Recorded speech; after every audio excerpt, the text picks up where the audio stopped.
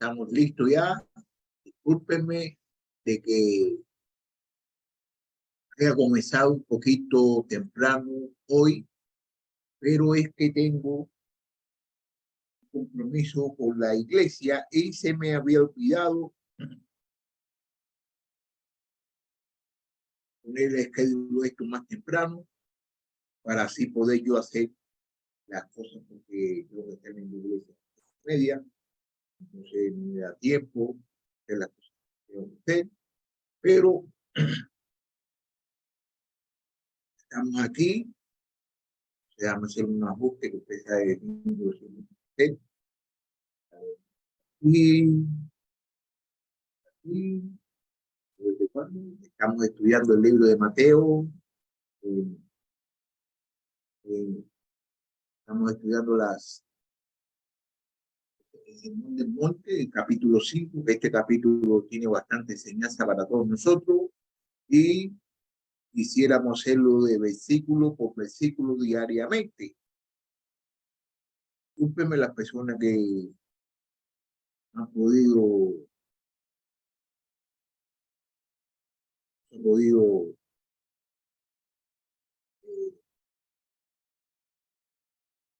conectar a esta hora porque es muy temprano, aparte de eso no lo había dicho, pero ya saben de que estoy aquí en vivo a todo color y empecé un poquito temprano hoy. Ustedes saben que ayer estudiamos el versículo 1 y el versículo 2. Entonces hoy vamos a comenzar en Mateo capítulo 5, versículo 3, donde dice: bienaventurados los pobres en espíritu, pues de ellos es el reino de los cielos. Vamos aquí a hablar aquí de la pobreza del espíritu. Hemos dicho que el Sermón del Monte es uno de los textos preferidos de la Biblia de nuestra generación. También es uno de los más controvertidos en el día de hoy. Sus lecturas son de las más variadas, desde aquella que sostiene casi no tiene relevancia por la iglesia, sino que fue dado a los judíos, hasta aquella que se ve en el programa político de un Jesús revolucionario. Al entrar en las bienaventuranzas, de inmediato tenemos que afrontar esta cuestión de interpretación, pues de ella depende nuestra manera de entender la frase pobre en espíritu. ¿De quién está hablando Jesús en esta bienaventuranza? Nuestra contestación, creo que debemos evitar dos extremos. Uno es decir que la pobreza del espíritu no tiene nada que ver con la pobreza material. El otro es decir que solo tiene que ver con ella. Desgraciadamente, la pobreza material y la espiritual no van siempre cogidas de la mano. Muchos pobres se aferran a sus pecados, al igual que los ricos, y se endurecen ante el anuncio del Evangelio. Otros acaban carcomidados por la envidia y la amargura. Por lo tanto, ningún pobre merece la felicidad solo en virtud de su pobreza. Es la humanidad de espíritu que frecuentemente acompaña la pobreza material, la que Cristo está alabando. Mateo, por tanto, puntualiza que Cristo está hablando de los pobres en espíritu, pero por otro lado, lo que quieren es excluir toda asociación de esta frase con la pobreza material.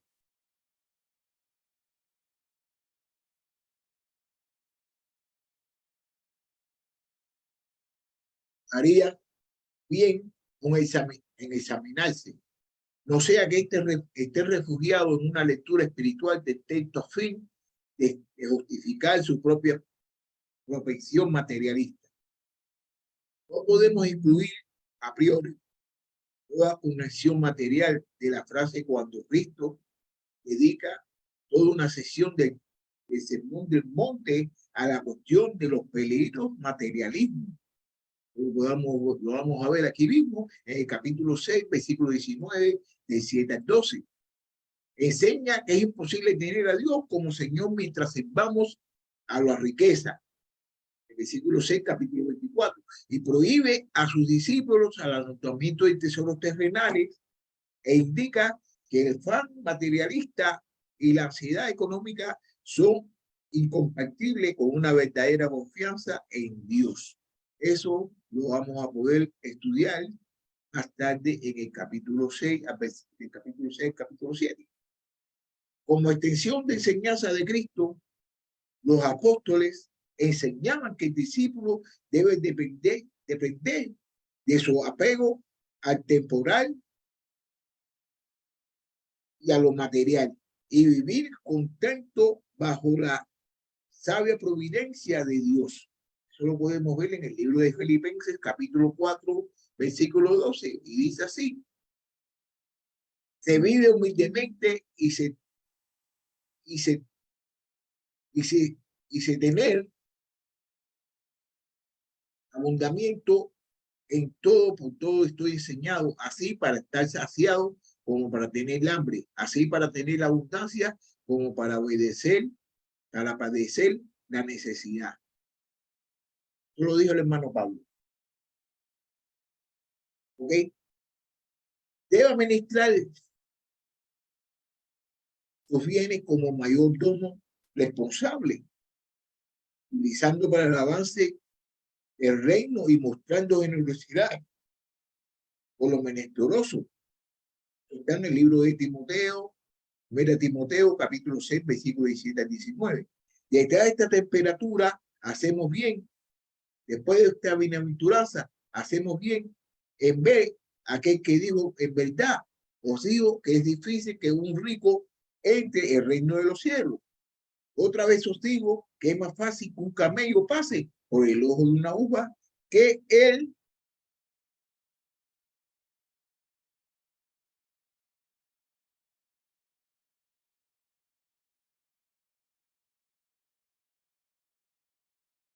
que rico entre en el reino de Dios. Eso está en el libro de Mateo, capítulo 19, este mismo libro, capítulo 19, versículo 23 a 24. Hay de vosotros los ricos, porque ya estáis recibiendo. Lo cierto es que frecuentemente encontramos más humildad de espíritu y una mayor apertura al evangelio entre los pobres imaginados que entre los ricos y bien aceptados en la sociedad. A grosso modo, podemos decir que cuando mayores son las posesiones materiales de alguien, tanto más le cuesta depender de Dios y vivir la vida de fe. Y tanto más sufre la tentación de dejarse llevar por las preocupaciones del mundo y el engaño de la riqueza. En otras palabras, existen ciertas relaciones generalizadas por la pobreza espiritual y la pobreza material. Además, esta relación se va en el pensamiento judío de aquel entonces y concretamente en algunos textos del Antiguo Testamento, la misma palabra hebrea se pilla para hablar del hombre sin recursos materiales y del hombre de carácter humilde que pone toda su confianza en Dios. Tanto es así que en el uso bíblico de la palabra pobre, estos dos matices suelen ser unidos. El pobre es una persona de humilde condición que quizás por esto mismo coloca su esperanza y confianza en la providencia y fidelidad de Dios.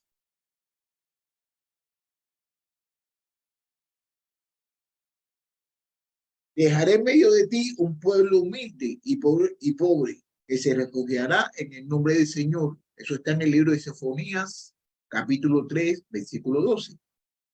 Los afligidos aumentarán también su alegría en el Señor, y los necesitados pobres de la humanidad se regocijarán en el Santo de Israel. Eso está en el libro de Isaías, capítulo 29, versículo 19.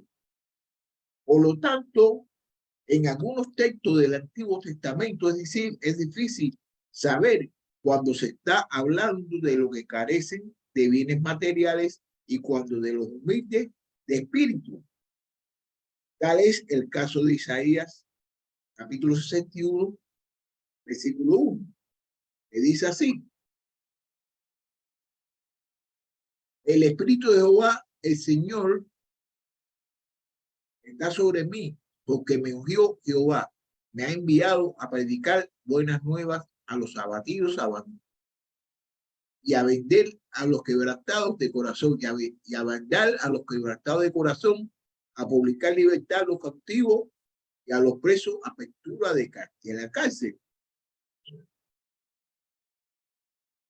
El gran texto mesiánico que Jesús empleó como base de su sermón en Nazaret también lo podemos ver en Lucas en el libro de Lucas capítulo 4, versículos 16 al 19. El Espíritu Señor Dios está sobre mí porque me ha ungido el Señor para traer buenas nuevas a los afligidos y a los pobres. Sin embargo, hecha todas estas matizaciones, no podemos eludir el hecho de que Mateo sostiene que Jesús está refiriéndose a los pobres en espíritu. Claramente, el principal énfasis de Jesús no recae sobre la pobreza material, sino sobre la humildad y el quebrantamiento de corazón. La pobreza espiritual es propia de la persona sensible y abierta a las demandas de justicia de Dios. El que cree moralmente rico confía en su propia justicia y depende de sí mismo. En cambio, el pobre de espíritu, lejos de negarla o justificar su pecaminosidad y refugiarse en la autosuficiencia, reconoce contrito y avergonzado que la ley de Dios es verdadera y que su propia vida está bancarrota moral. Los pobres en espíritu son los que han sido profundamente convencidos respecto de su culpa a la vista de Dios. Tales no son sabios en su propia estimancia ni santos a su propia vista. La humildad es la primera letra en el alfabeto cristiano. Se lo voy a volver a repetir. La humildad es la primera letra en el alfabeto cristiano. En el griego Nuevo Testamento hay dos palabras que suelen ser traducidas como pobre. Una de ellas es penés, se refiere a la clase obrera, la gente humilde, en contraste con los ricos ociosos.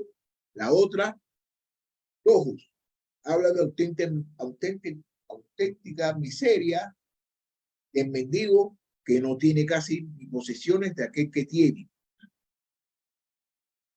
que depender de los limosnas de los demás. Esta es la palabra empleada por Cristo. La bienaventuranza, pues, es especialmente fuerte. En aquel entonces, las riquezas no solo eran tenidas por una fuente de felicidad en sí, sino que también eran percibidas como una clara evidencia de favores divinos. El consenso general entre los pobres, además de los ricos, era: bienaventurados los ricos, porque Dios sonríe sobre ellos. Jesús no solo cuestiona toda felicidad fundada sobre la riqueza, sino que alaba a los mendigos espirituales, los que al no tener nada se acercan a Dios conscientemente de su profunda indignidad, viviendo la migaja de su bendición. Como dice Tasker, el mejor comentario sobre la primera bienaventurada es la parábola del fariseo y del publicano. Está en el libro de Lucas, capítulo 18, del 10 al 14. La palabra publicano, Dios se propició a mí, pecador. Ya como dice, la palabra del publicano, Dios se propició a mí, pecador. Reflejan la pobreza del espíritu que Cristo alaba. La del fariseo, Dios te doy gracias porque no soy como los demás hombres. Indica una fuerte dosis de arrogancia espiritual, incompatible en el reino de Dios. De hecho, la enseñanza de Jesús no es nueva. Desde siempre Dios había revelado que una condición ineludible para que el hombre gozara de su bendición y comunión era el espíritu quebrantado y indeleble. Para que el hombre gozara de la bendición y comunión era en el espíritu quebrantado y humilde. Así dice el Señor: el cielo es mi trono y la tierra es la estrada de mis pies. ¿Dónde pues está la casa que podría edificarme? ¿Dónde está el lugar de mi reposo? Pero ahí está, miraré el que es humilde, contrito de espíritu y que tiembla ante mi palabra. Eso está en el libro de Isaías, capítulo 66, versículo 1 al versículo 2. Porque así dice el alto y sublime, que habita la eternidad, cuyo nombre santo habitó en lo alto y santo, y también con los contritos y humildes de espíritu, para verificar el espíritu de los humildes y para verificar el corazón de los contritos. Esto lo podemos ver en el libro de Isaías, capítulo 57, versículo 15. Consideremos el caso de la iglesia de la Odisea y Esmirna. La de Odisea decía así: soy rico, me he enriquecido y de nada tengo necesidad, cuando en realidad era miserable y digno de lástima y pobre, ciego y desnudo. Eso lo podemos ver en el libro de Apocalipsis, capítulo 3, versículo 17, donde dice así: porque tú dices, yo soy rico, me he enriquecido y de ninguna cosa tengo necesidad, y no sabes que tú eres un desventurado, un miserable, un pobre, ciego y desnudo.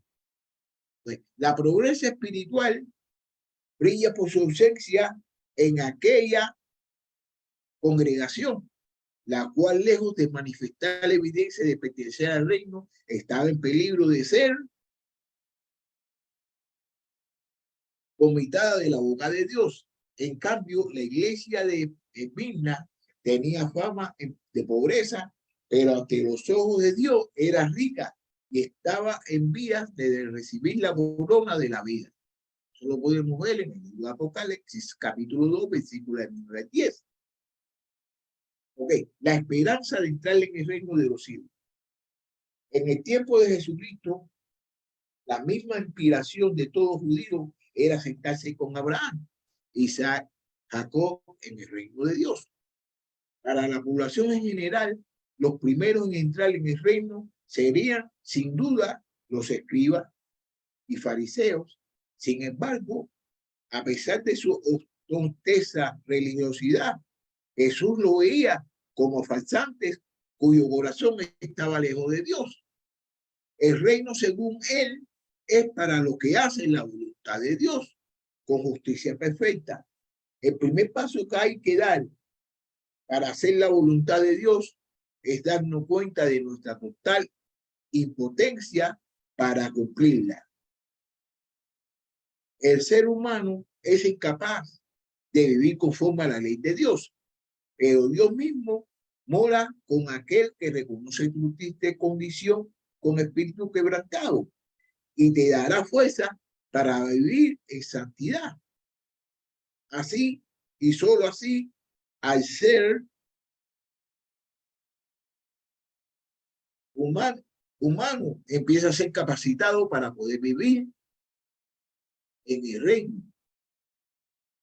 En otras palabras, el Señor comienza la bienaventuranza allí donde es necesario comenzar, con aquel quebrantado del espíritu y humillación ante Dios, que permite la acción salvadora y transformadora del evangelio.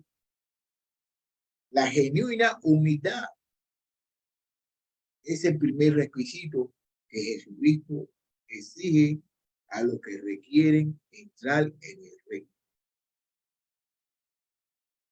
En resumidas cuentas, pues el reino de Dios no pertenece a los que confían en su propia rectitud. Los tales no han empezado a comprender sus propias situaciones morales y las altas demandas que Dios exige a todo ciudadano del reino. Sufren un arrogante autosuficiente que los excluye de toda posibilidad de ver el reino. Este es para aquellos que se humillan delante de Dios, reconociendo que en ellos no mora el bien. Vamos a ver lo que dice el libro de Romanos, capítulo 7, versículo 18, acerca de esto. Y yo sé que yo sé que en mí, esto es, en mi carne, no mora el bien, porque el quererle bien está en mí, pero no hacerlo, para no hacerlo, pero no el hacerlo. Pues, experimentando la angustia del quebrantamiento, de la convicción del pecado y de su miseria moral y espiritual, echándose solo sobre la gracia de Dios para que Él lo salve. Entonces, esa es una de las maneras, ¿no?, de que todos nosotros podemos ser pobres en el espíritu. Pobre en el espíritu es la humanidad, humildad, la humildad. Cuando usted es humilde, cuando usted depende en Dios, usted es pobre en el espíritu. Y una de las cositas, ¿no?, que yo quiero recalcar aquí, que me gustó mucho es, a ver, déjame ver qué pasa. Y,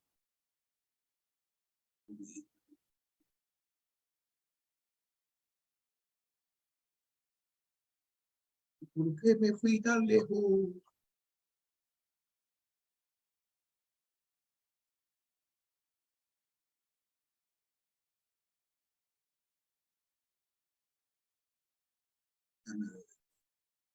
Sí, sí, sí.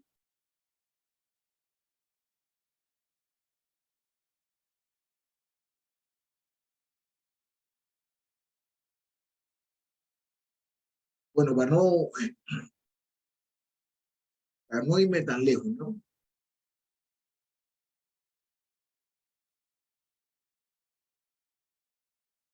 No irme tan lejos.